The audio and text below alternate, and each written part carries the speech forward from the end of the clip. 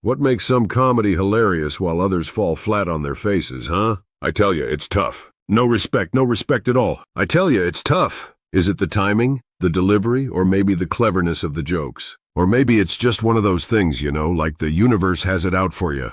No respect, I tell you. I mean, some characters are so relatable, like George Costanza from Seinfeld, or Jim Halpert from The Office. You see yourself in them and think, hey, that's me. And then what do? They go and do something ridiculous and boom, you're laughing. I tell you, they get no respect either. Or maybe it's the surprise that really gets you, like a pie to the face when you're not expecting it. Just my luck, right? I get no respect. Some comedies get it right, balancing wit, absurdity, and timing like a skilled performer juggling. It's magic and you can't stop laughing. But others, oh boy, they miss the mark. The jokes are so predictable I could see 'em coming from a mile away. I mean, come on. Even my mother-in-law saw 'em coming, and she never sees anything coming.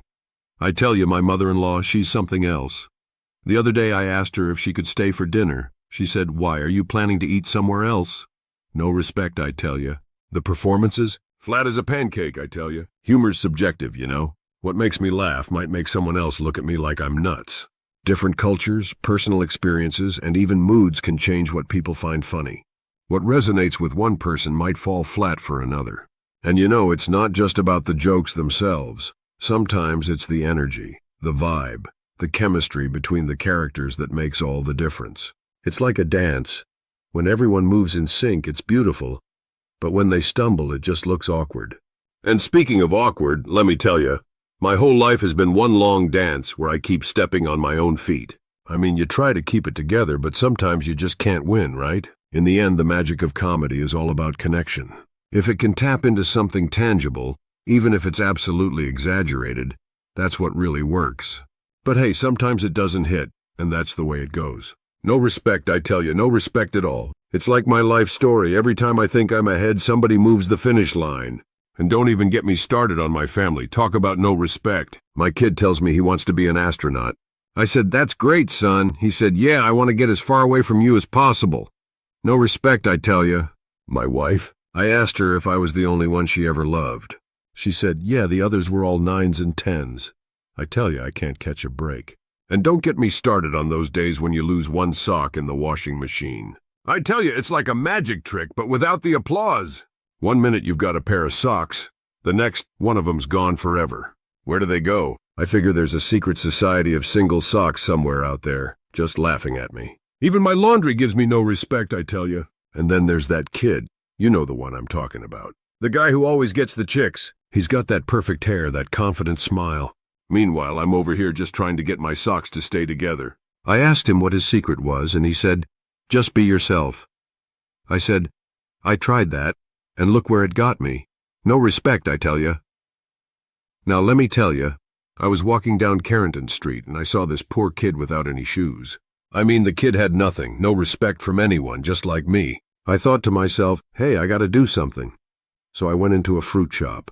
All right, maybe it wasn't a shoe store, but I bought him a pair. Yeah, I know, my luck, right? I bought a kid with no shoes a pair. No respect, I tell you. See, sometimes it's the unexpected acts of kindness that bring the real laughs, the ones that come from the heart. And let me tell you, the look on that kid's face, he didn't know whether to laugh or cry. I said, kid, take this pair and at least you won't go hungry. He looked at me like I was crazy, but hey, at least I tried. I tell you, I get no respect even when I'm trying to do something good. It's like that time I helped my neighbor fix his car. I said, hey, let me give you a hand. He looked at me and said, thanks, but I'd rather take it to a mechanic. No respect at all. And even when I finally managed to do something right, nobody believes it. One time I actually fixed my own car and my neighbor came over and asked, who's the real mechanic here? No respect, I tell you. And speaking of respect, I remember when I first started in comedy. Oh, those were the days. I was performing in a little dive bar. Place was so small, the audience had to take turns breathing. I got up on stage, and before I could even open my mouth, a guy in the front row yelled, "Get off the stage." I said, "I haven't even started yet." He said, "That's why I'm giving you a chance to leave with some dignity." No respect, I tell you. No respect.